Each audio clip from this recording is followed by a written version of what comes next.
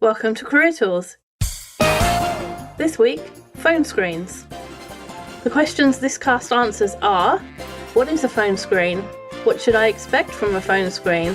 And how can I excel at a phone interview? So a phone screen, for those of you who've never had to have one, a phone screen is part of the hiring process, which comes after the hiring manager has reviewed your resume. So they've seen your resume, but before an interview. So there might be a phone interview or a face-to-face interview, but before those things, there is a phone screen. And the purpose of the phone screen is for the recruiter to narrow down the number of candidates to the number that will be interviewed. So say they've had a stack of 100 resumes and they've picked 20 people they like.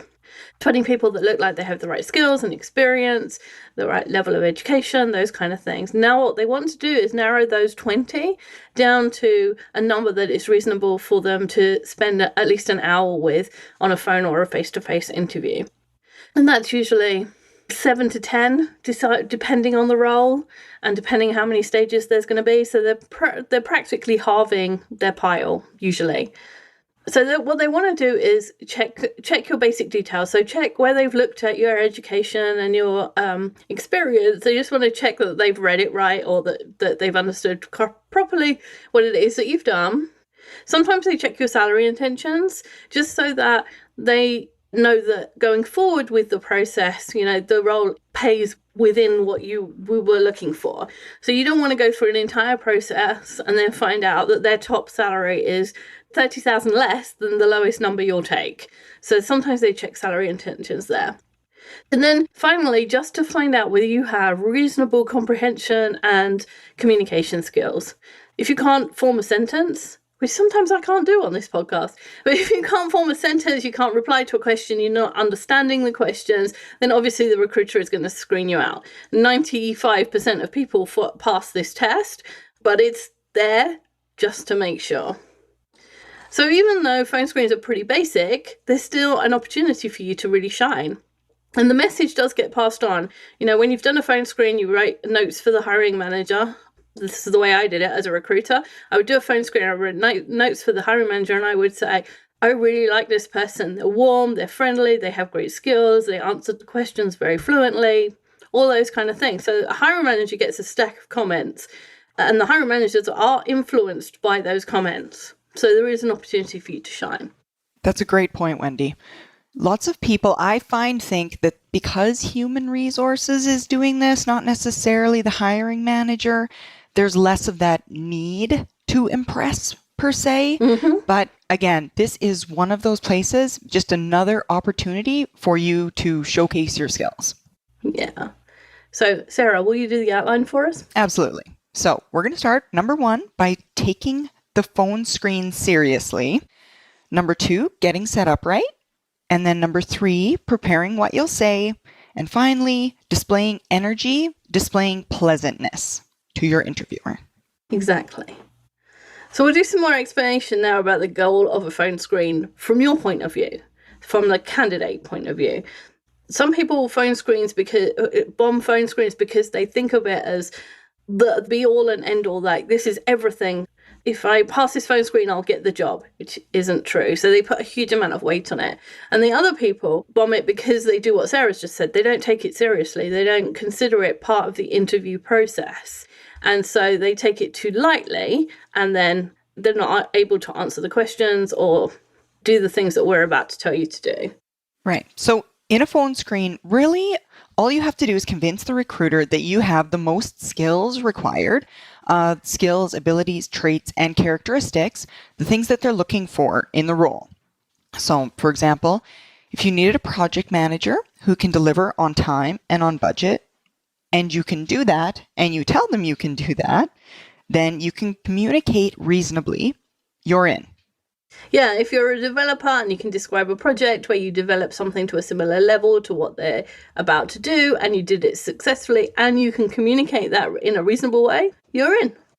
No one thing that you say in a phone screen really is going to get you the job. In fact, almost nothing you say at all will get you the job.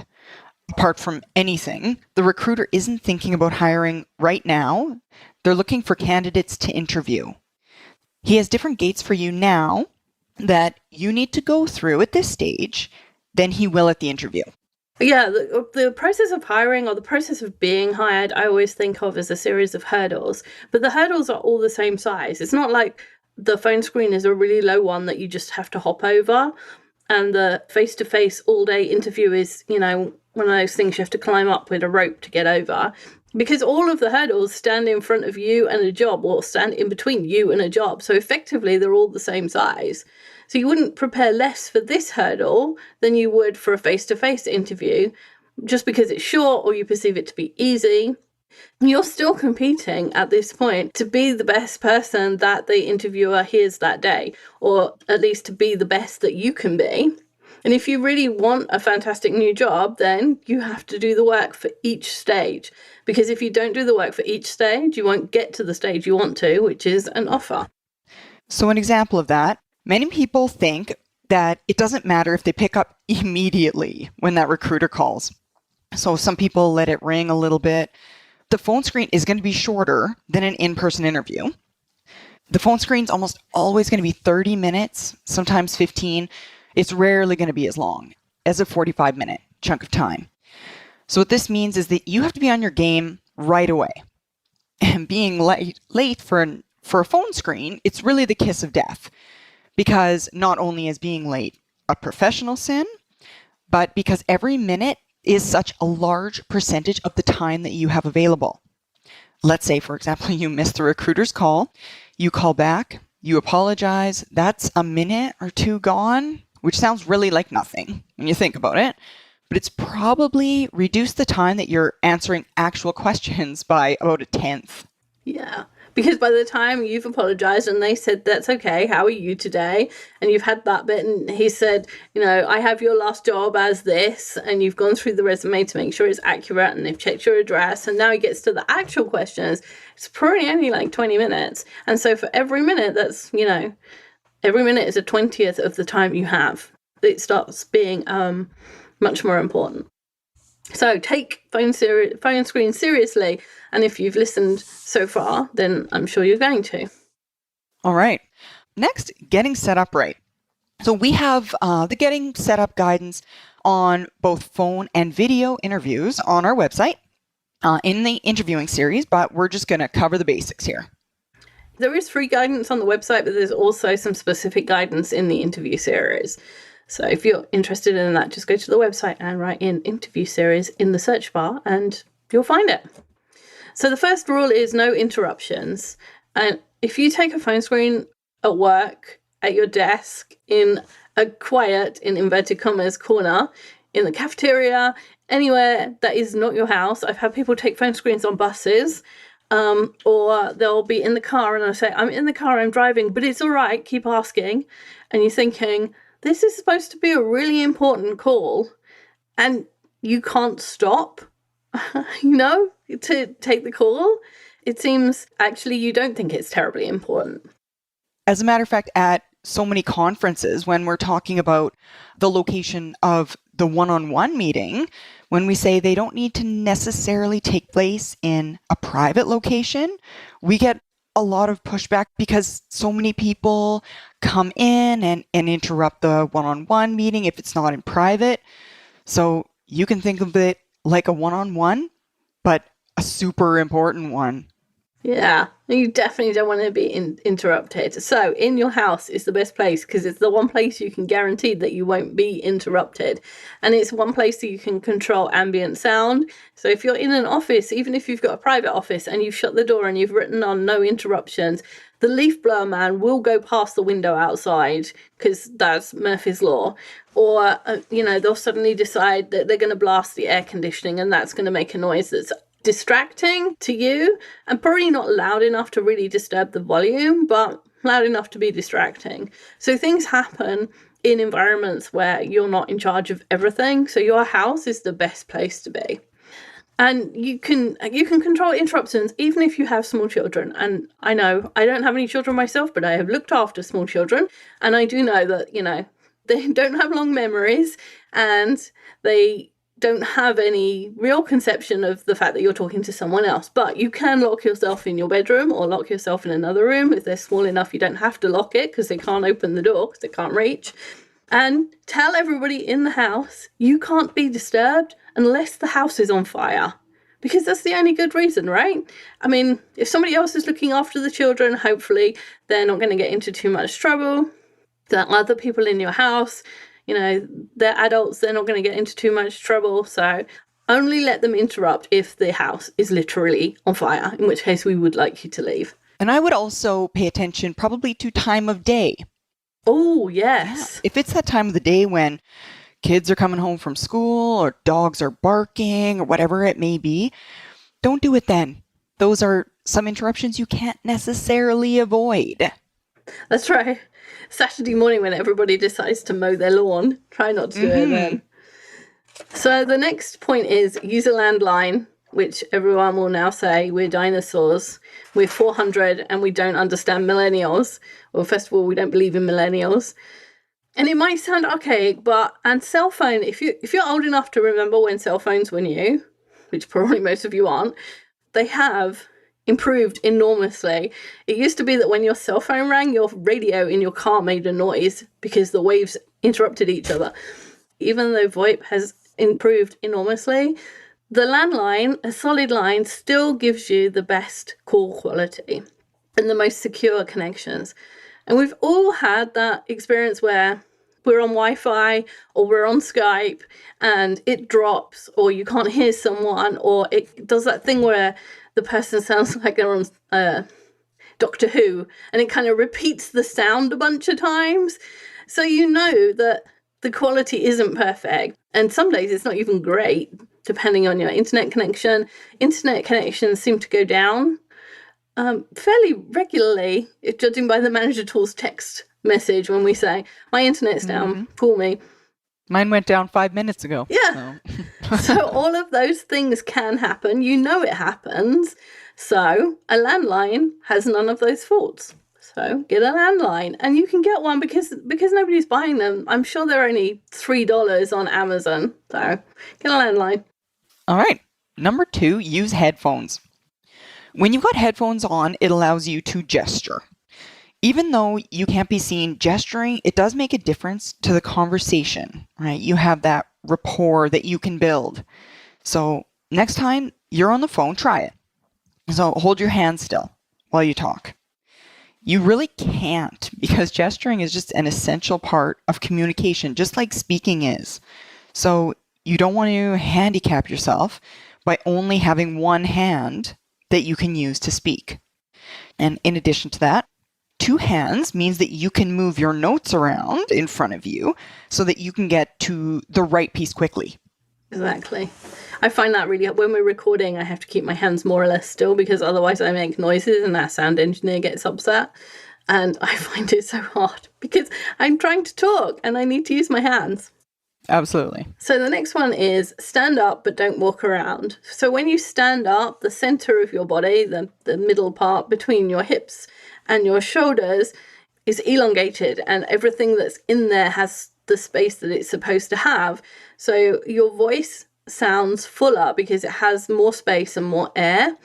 And it's easier to modulate your voice when you've got your full lung capacity and your diaphragm can move and all those things. It's easier to change the tone of your voice or the pitch of your voice or the volume or the speed at which you're talking.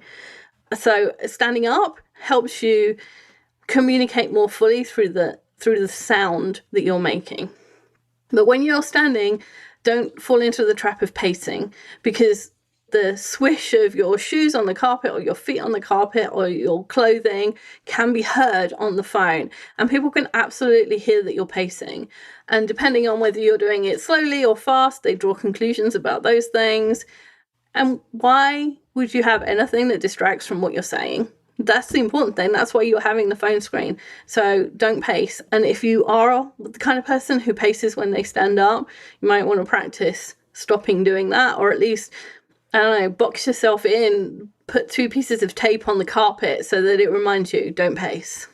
You know what? I was just going to say that, Wendy, because I'm a pacer when I talk on the phone. So I would recommend practicing So when you're talking to whomever, your friends, your family, whomever you're talking to on the phone, just practice standing, but be conscious not to walk around, because that's one of those situations. It's no fail, right? Yeah. Worst case scenario, you're talking to your friend. So yeah, exactly. If you forget and you fail and you're talking to your friend, it doesn't matter. But if you, and it gives you that practice, because pacing is just one of those habits that we do. It's unlike how it is to be still. And so we tend to pace, we tend to keep moving. So the final one of these is start early. And, you might have your space all thought out and your landline ordered and your notes on your computer, and you get home 15 minutes before the interview and you're trying to print out those notes and get them arranged on your bed, and you're plugging the landline in and you're calling your mother to make sure that it works. And all of that stuff is going to go wrong if you're in a hurry, because it always does. Like, the printer always jams when you're 5 minutes before a meeting. Always. Again, it's Murphy's Law. And so you want to be in the space with your notes, with the phone, and you're sure it's working at least 30 minutes before you actually are going to be called or are calling the recruiter. Because, again, it's one of your no-fail situations, Sarah. If you're there and something goes wrong, you have time to fix it. If you're there and nothing goes wrong, you have time to look over your notes, to breathe slowly, to get in the mindset of answering questions and all of that stuff, and things will go swimmingly. This was specifically when I did my manager tools interviews, but in my prep time, because I knew I would be standing and not sitting, I taped my notes to the wall. Oh, that does stop you pacing too, right? Because you can only see them if you're close enough. And it was right in front of me. I didn't have to muck with papers on a desk and search around. I pasted them all to the wall and kind of memorized where each sheet was. And so I had it in front of me. I could move my hands around. I didn't move. I felt like it worked perfectly. That is a really good suggestion. Next time I need a job, I'll try that. Yeah, and how many phone interviews did you have for manager tools? Like 10? Yes, I would say probably 10 with several different people, and it was a lot. Yeah. We like to be picky. Thank goodness for the interview series. Yeah, that's the only good thing about applying at manager tools is we give you the answers.